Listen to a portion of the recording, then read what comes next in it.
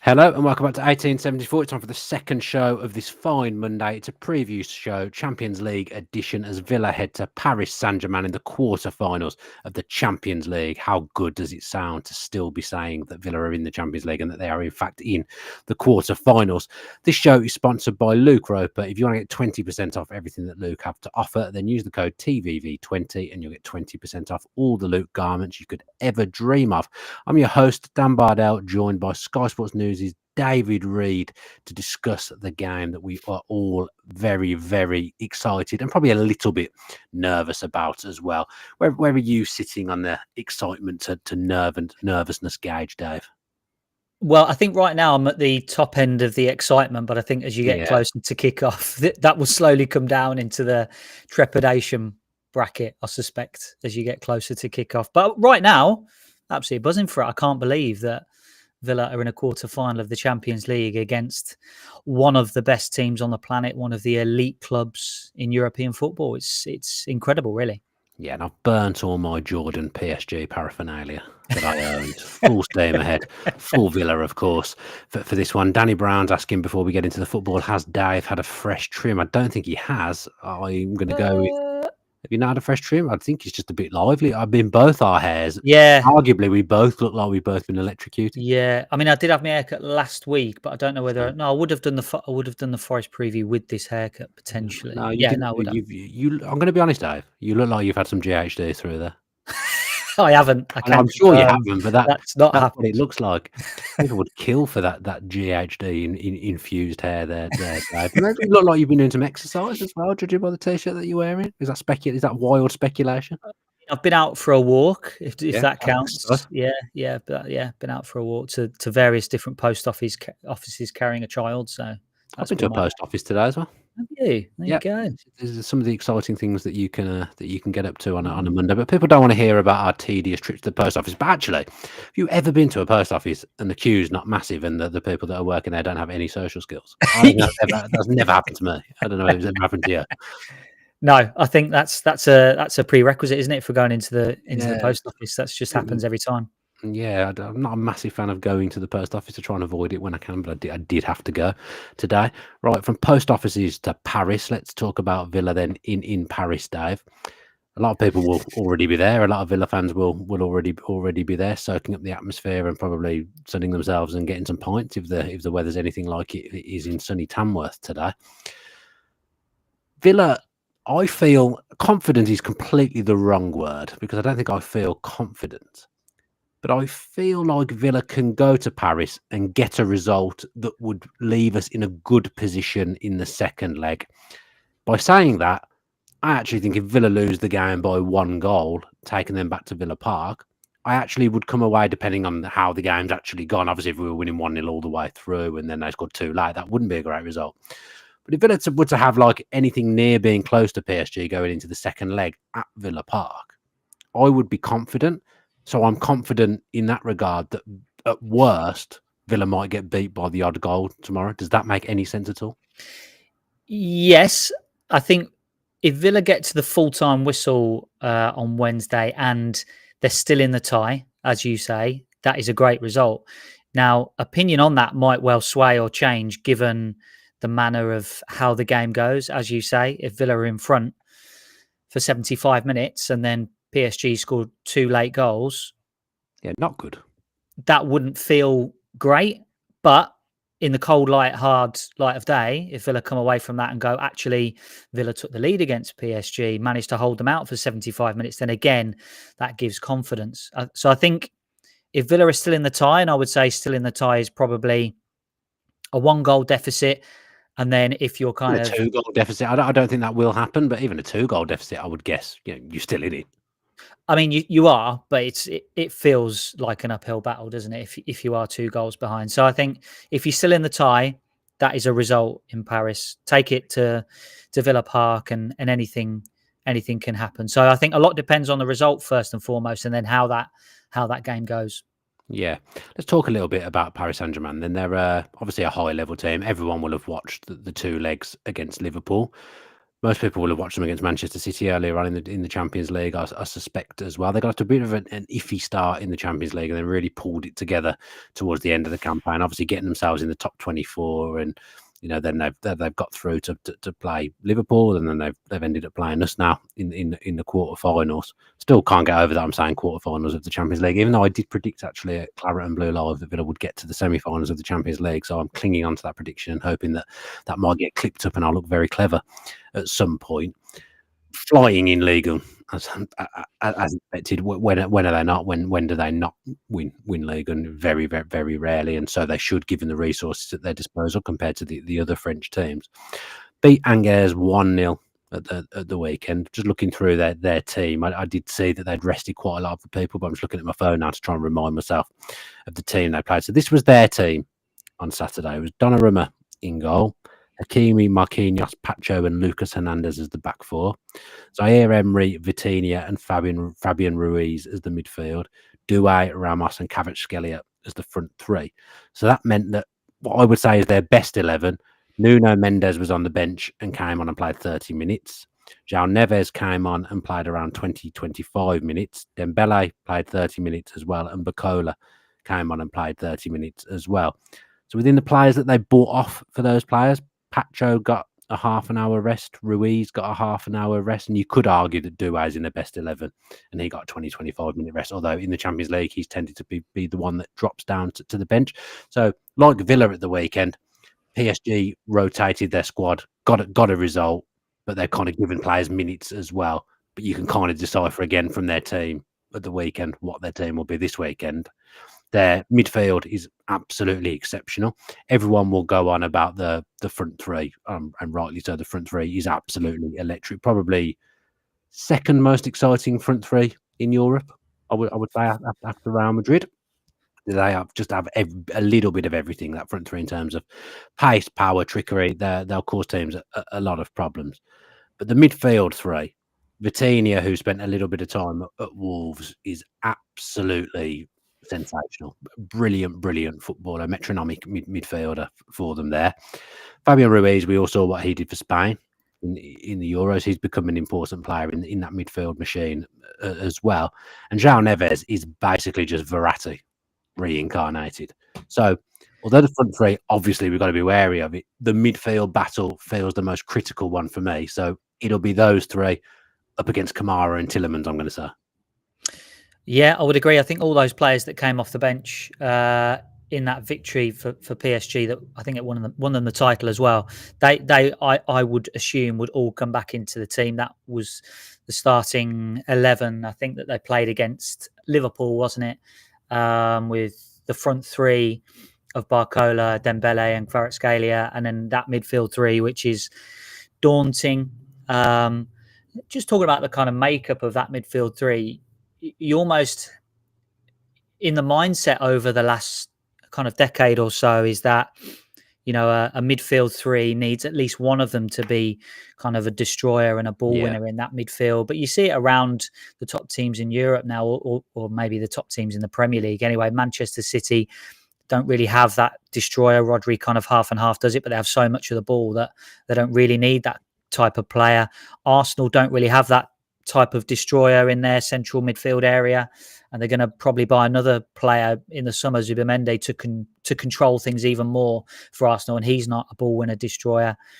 And Liverpool don't really have one either, with Gravenberch in there. He's not really that type of midfielder either, and PSG don't. They just have players that will control the ball, and I think at the start of the season, maybe there were a few question marks around, well, has that midfield got the physicality to get about? But if you watch the game against Liverpool, I think they stacked up in the physical stakes. They won so many duels against Liverpool in that Liverpool midfield three. And if you think, well, maybe Villa can rough them up a little bit, I'm not sure even that's a particular way of going about it up against that midfield three. Fabian Ruiz has got a bit of a stature about him. João Neves, I think he's like 5'8", but he's like, just gets about and gets stuck in. He's he's got almost the build of that Gattuso mold, where he's just like ravenous in the tackle. He just loves it.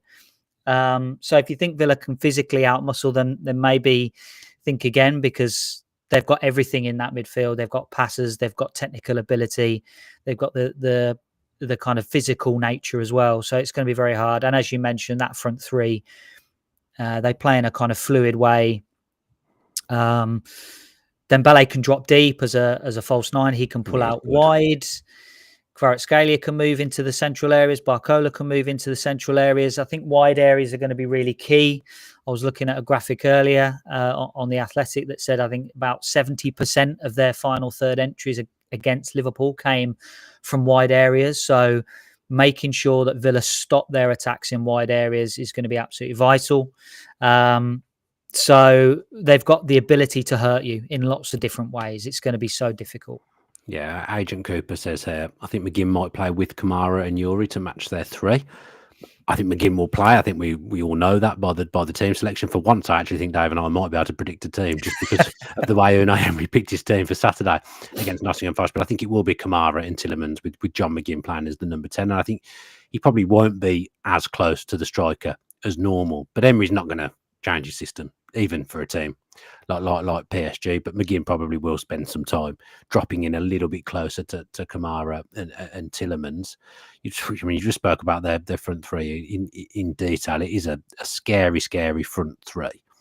I suppose on the plus side of it, always at any given time, Barcola or Kvaratskhelia, one of them's playing on their wrong side. They do interchange a lot through the game and swap positions. And you're right to pick out Dembele since they moved him to being a number 9. That's really when PSG have started to take off this season. His link-up player surprised me. Actually, I always looked at him as being a wide player, tricky dribbler, but actually, his hold-up play and dropping deep and interchanging. Their front three is so fluid that they all just swap with each other and they all spend times in different positions. And then when you're almost getting fed up of all three of them, one of them comes off for Doué, who's a sensational talent as well. So look, it's a really difficult game for Villa.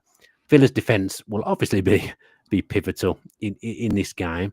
Even though Pau Torres didn't play on Saturday, I'm still not absolutely certain it will be him and Konsa. Obviously, Konsa's going to come back in. Again, because Cash didn't play, part of me thinks Cash will be playing at right back, but then part of me also thinks Disasi might play at right back, although I didn't really enjoy his cameo at right back in the second half against Nottingham Forest. People have mentioned in the chat, and they're right too, that Torres playing quick balls between the lines in transition. His passing might be really useful against PSG in transition. You can get at this PSG side. I think Konsa and Luca Dean are locks in the defence. The other two, I'm not quite 100%, but I'm leaning more towards it being Cash and Torres. Where do you sit? Yeah, I am. I'm in the Cash and Torres camp fully. I think you have to also think about, and it's one of those things really, how that PSG have developed over since the time that Luis Enrique has been in charge. Really, they've moved away from the Galactico superstars. Yeah, when teams played PSG, they knew really that Kylian Mbappe wasn't going to do an awful lot of defending.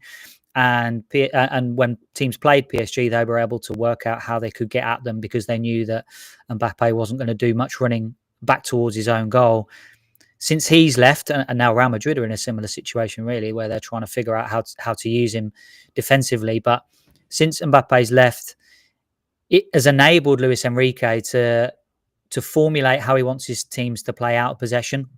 And this is why I think Pau Torres will play, because the press of PSG is really ferocious and they know exactly what they're doing and it's well timed and all of them are buying into it. And that's the key this year really for PSG, that every single one of these young players are buying into what Luis Enrique wants them to do off the ball. And that's why I think Pau Torres will play, because while I think a lot of Villa's play will end up being Emi Martinez clipping the ball long, I think there will be times where Villa will have to go short and play.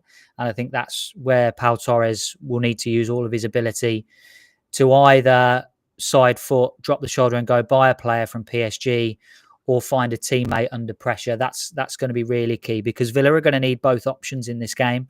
They're going to need to be able to clip it long, and they're going to need to be able to play it short. And that's why I think Pau Torres will play. I do think Matty Cash will play as well. And I'm really interested to think about what Boubacar Kamara does on and off the ball against PSG. I think back to the game against Bayern Munich, and I feel like it will be a similar-ish setup where Villa will go for almost a 6 across the back line, where against Bayern Munich, it was Jadon Philogene on the right-hand side, tucking in and allowing Konsa to almost become that third centre-back. And on the other side, it was Jacob Ramsey dropping in to help out Luca Dean as the left-back. Now, I think Matty Cash will play. So that means I'm wondering how Villa formulate this 6 across the back. Do I want to see Morgan Rogers, who I think will play on the right-hand side, being a part of that 6 at the back? Or would I rather see him a little bit further up the field and given an opportunity in transition for Villa? And therefore, does Boubacar Kamara then drop in and become the third centre-back when PSG enter the Villa final third? So whereas against Bayern Munich, it was Jadon Philogene as the extra midfielder dropping back and being almost a wing-back, maybe Cash will push out to that right-hand side and be a wing-back player, and Kamara will drop in to be that third centre-back alongside Konsa and Torres, with McGinn then coming back and forming the extra midfielder. That is my hunches to the way Villa might go, and that will enable then Rodgers to play a little bit further forward and not have so much defensive responsibility, because Rodgers on transition, McGinn on transition, whether it's Rashford or Watkins on transition, I think is going to be very, very important. I think you've hit the nail on the head with the setup there. I think McGinn obviously dropping in alongside Tielemans, and then that leaves you Ramsey, the striker, and Rodgers in transition. And even a team of the elite level of PSG, they won't want Morgan Rodgers running at them. They probably won't want Jacob Ramsey running at them. I think we forget, because of how good Rodgers is, I think we forget actually how good Jacob Ramsey is at carrying the ball as well. I keep changing my mind of who I think is going to play up top. Obviously, the last 2 years, it's just you think it's going to be Watkins, because that's what Emery picks, Watkins for the big games. And sometimes there's not been an alternative, and you've just known Watkins is the hot shot number 9. Just going off Saturday's team selection, I do keep changing my mind, as I say, and he's had good days in Paris as well. I am thinking now it's probably Rashford.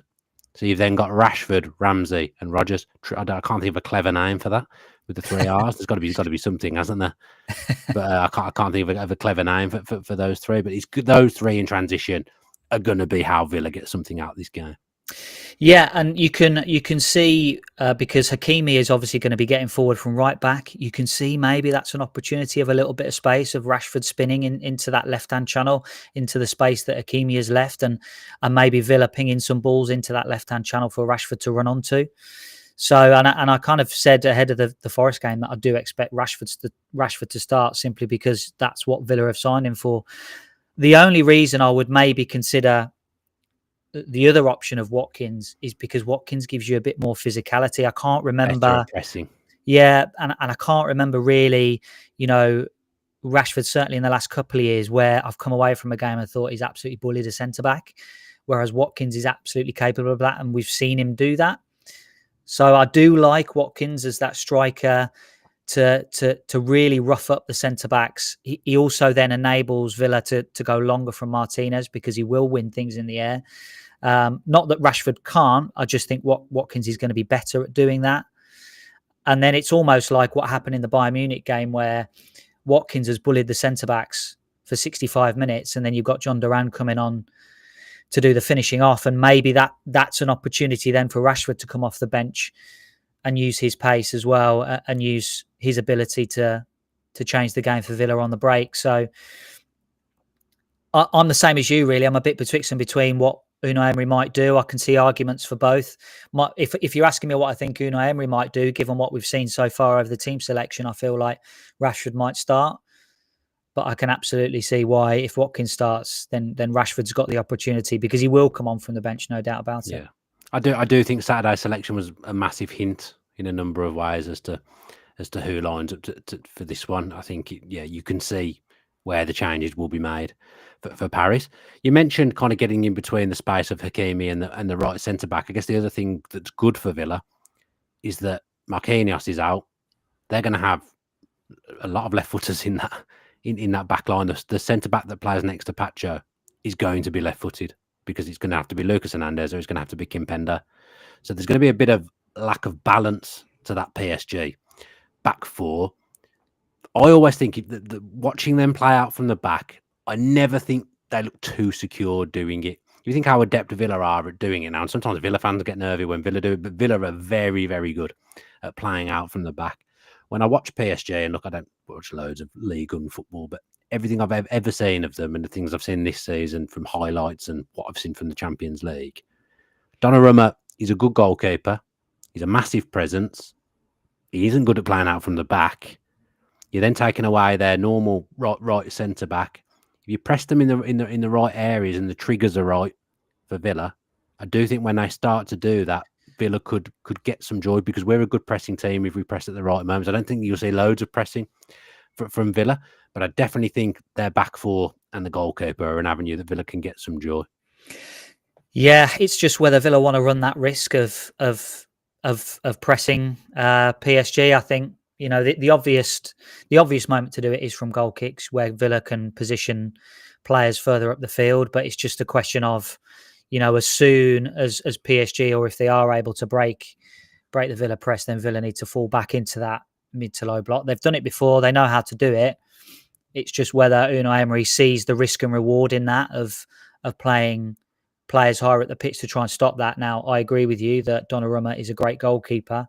He's not the best in the world at playing out from the back, so there might be an opportunity there. And with the fact that there's a centre back change going to be happening, you know, Villa might identify that as an opportunity. So it's just whether Emery decides to go, yeah, okay, we're gonna take that risk maybe early in the game and see how it pans out. If PSG are able to play through Villa a couple of times, maybe then they decide, okay, well, let's hold back and not worry about pressing them from goal kicks, because they've had a bit of joy. So it might be one of those where it's a kind of suck it and see from the start of the game, see how they go, and then the game plan falls into place from there. Yeah, Agent Cooper's called out Bardell might actually start at centre back. I think he came from Anderlecht, if my memory serves me correctly. I could be wrong there, but I just think in the Champions League, I think he'll go for the Luis Enrique. He'll go for the more senior, experienced figure. Oscar's talking about Marco Asensio. He says, just like Rashford, I feel we signed him for the big games. He's got the Champions League pedigree to be a game changer. Completely agree that he's got the Champions League pedigree to be a game changer, but I think it'll be from the bench. I just think the fact that he started the game against Forest at the weekend tells me that he doesn't start this one. I just don't think there's any way McGinn doesn't play as number 10 in this one. There was a game, I can't remember which game it was. Was it Brugge at home? And I remember thinking that's what he thinks his best team is for a big occasion. That's the team he'll pick, and I think he'll go that team for this one in terms of the makeup of the three off the striker. It might have been Rashford that day actually, but I think we all know it's going to be Ramsey, Rodgers, and McGinn. I don't see any other three off the striker. Yeah, I agree with you. No doubt about Asensio's qualities, but away from home on an occasion like this, you just want the mobility and the kind of physicality that John McGinn brings you, and McGinn is able to set the tempo. You know, Tielemans and Kamara. There's not many better central midfield partnerships in the Premier League, and you just want that little bit extra in that midfield with John McGinn in there, no doubt. I mean, it kind of depends on how the game's going. Maybe Asensio makes an impact from the bench, but I agree with you. No doubt about that McGinn will start this game as a 10, I think. Yeah, it's realistic. I think it's probably the only place he can get him into the team at the moment as well. I see it now on a game-to-game basis. It's probably been McGinn for some games, Asensio for others. I think then you've got Rodgers who'll play wherever, whether it be on the right, whether it be on the left, he'll play every single game. And then others are interchanging it around. But I do think that central number 10 position now, I do think for the remainder of the season, it's McGinn or Asensio. Maybe Rodgers the odd game, but I just think that's how he'll go. I think he'll pick Asensio for some games. Asensio will play against Southampton, for example, on Saturday. But there's just absolutely no chance John McGinn doesn't play this game, in my opinion. I mean, we get this right everywhere, don't we, Dave? Well, yeah, exactly. Exactly. We're on great form with this, so.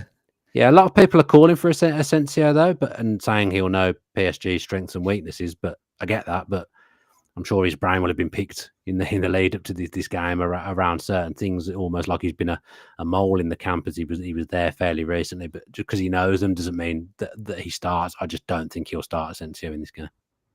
No, I agree. Yeah, Asensio will have a little bit of information that he can pass on, I'm sure. But listen, Unai Emery knows all about Luis Enrique. there's the emotion attached to Unai Emery going back to PSG. He played Luis Enrique's Barcelona in that. Well, I think it was the 2017, 8 years ago.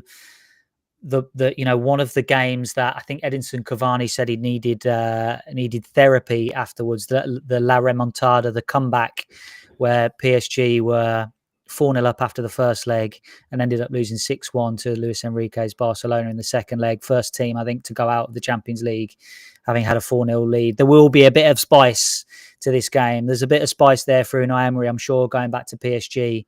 And he will want to do a job. And I think there'll be no one more satisfied than going back to PSG. And remember, actually, when he was there, he was criticised a little bit for being maybe a little bit negative in his tactics at PSG, not having that attacking, free-flowing football. There'll be no person more satisfied than going back to PSG and doing a job on them and getting a result for Aston Villa. And in fairness, I've only just thought of this. I don't think the version of Emery that we will see tomorrow, we've not really seen. So the way he'll think around this game. So obviously he took Villarreal to the semi-finals of the Champions League, which was a huge achievement. Villa have been brilliant in the Champions League by and large so far this season, finishing in the top 8. We're now in the quarterfinals. Villa have done very, very well. But what we're going to see this week and next week is it's Villa across 2 legs. It's Emery across 2 legs, but it's Villa across 2 legs as the underdog. I don't think we've seen that since Emery's been at the club. I don't think we saw it in the Conference League either. We played some good opposition, but I don't think we'd have ever been massively seen as the underdog in any of those Conference League games. He'll have taken Villarreal to places in that Champions League run before he came to Villa. We might see something tomorrow, just completely, no, not tomorrow, sorry, on Wednesday, completely out of the ordinary. So we haven't seen Unai Emery and this Aston Villa put in this situation where they're in a 2-legged tie. They're going to a massive place and they're going there as second favourites. So I think that's really intriguing from my point of view as well, that I think we're seeing something that we haven't seen before. Yeah, and you used an interesting word there, underdog, because Unai Emery has often been labelled as a bit of an underdog manager. He likes to create that atmosphere that, we're not the favourites, we're not the contenders. He's not just done that Aston Villa, he's done that throughout his career. And I think that's why when he ended up going to PSG, some of the fans of Paris Saint Germain weren't that excited when he got the job, because they saw him as that underdog manager and they didn't think he had the CV that befitted a Paris Saint Germain manager. And I think, that was probably, it definitely was his first opportunity at an elite club.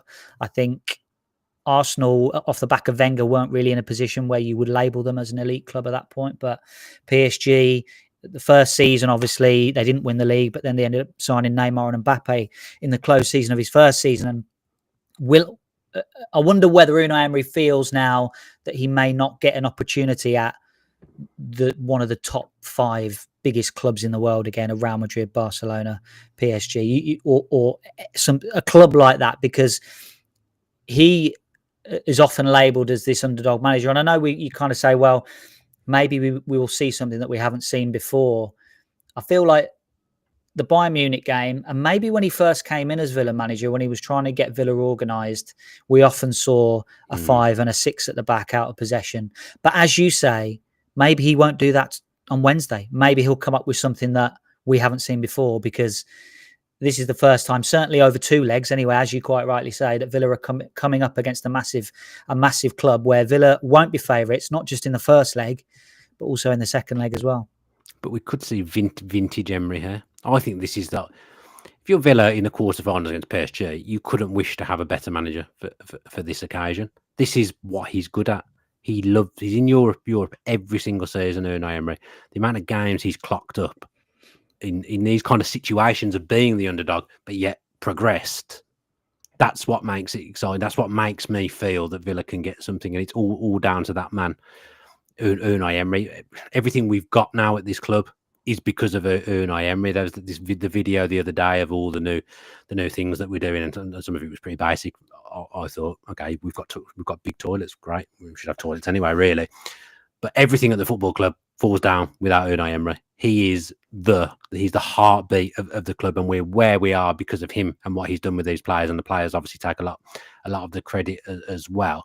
But we take on PSG in this massive occasion, knowing that we've got this man who's revolutionised the club, but also this 2 legs, this is what he's good at. This is how Unai Emery has built his name, by progressing in ties like this. Absolutely, yeah. This is what he's built for. So let's see what he comes up with. I think Emi Martinez has got to have a good game over lovely welcome. I'm sure he's not just over the first leg, but the second leg as well. Set pieces, if Villa can get set pieces. Can we come up with something that we haven't seen before from a set piece? So, this is what Unai Emery will be planning for. I think the team selection over the weekend meant that some of the players that didn't play have had extra time on the game plan for the PSG game. So let's see what happens. It's exciting. I can't wait for it right now. I'm now even more gassed doing this than I was at the start. So let's get to kick off and see how we go. I think from Villa's point of view, as we say, come away from the game and still in the tie, and that's a result. Yeah, but Lee Johnson's put it in a much more concise manner than me and you did. Just saying, we have the best manager for a European underdog night. And I think that's true. That's what I was saying, but I said it in a lot more long-winded way and went off on a few tangents when I was saying it. So well done, Lee Johnson. That was exactly what I was getting at. Let's get our hot/freezing cold take then, Dave, for this one. What we were both wrong on Saturday. Yet again, I said we'd win 1-0. You said clean sheet. I believe was your shout. What have you got for us today that definitely won't happen? I'm gonna go for a 1-1 draw. Okay, I'm not going to quite go as I'm having a cracking result. I'm not going to go in the same vein as you. I'm going to go for Aston Villa Football Club will go ahead in this football match. Sorry, no, not go ahead. Aston Villa Football Club will take the lead, score the opening goal in this game. Villa will go 1-0 up. I don't know why I've said that in 3 or 4 different ways. I was just trying to be clear with what I meant. Villa will go 1-0 up in this game. It might get disallowed by VAR, in which case it's a hot take from myself. But you're still counting that if it gets ruled out by VAR. Yeah, Villa will go 1-0 up in this game. You will see the scoreboard at some point read PSG 0, Aston Villa 1. And as I say, it might get taken away because of VAR or something. Take your screenshot then. Take your screenshot because I've said Villa will go 1-0 up in this game. Great hot take from Agent Cooper. Emi Martinez penalty save. I mean, a penalty save in the game would have been a good way to go with those 2 goalkeepers because they are both very good. Yeah, at penalties, aren't they? That might have been a better way to go with the hot take, actually. So I like that. Regretting my decision as Agent Cooper. His hot take might be correct, and then he'll probably be beating us 1-0 through the season if he gets this one hot take wrong. Anything else you'd like to cover, David? I don't think so. I think we've covered it all there. Okay, brilliant. Right, well, 2 shows in one day, so do go back and check out the podcast I did with Jacob this morning, looking back over the Nottingham Forest game, and in particular waxing lyrical about Yuri Tillemans' contribution. He'd also done an article today on Yuri Tillemans as well, so it was an interesting read. I've read it this afternoon, so do go back and check all those things out. Thank you to those that have joined us live, and thank you to those that will go on to watch as well. If you are going to watch via YouTube, or you're watching now via YouTube, why not press that like button? Why not leave a comment? And why not subscribe with your post notifications on? If you're listening via audio, Spotify, Apple, on Apple, if you could leave us a 5-star review and say something nice about us, that would be really great. And on Spotify, 5 stars and just leave a comment on this episode, that would be absolutely great. So excited. Obviously, we've done the 2 shows in the lead up to the PSG game, but there'll be plenty of content through the week, so do watch out for that. Plenty of content on the channel last week. Plenty will be on there this week as well. So excited for the game. Safe travels to those that are going to Paris, and stay safe for those that are already there. Don't get yourselves in any trouble, and try and avoid any trouble that may occur. Only one thing left to say. Up the Champions League, Villa. Give us an up the Champions League, Villa, Dave. Up the Champions League, Villa. Well done, Dave.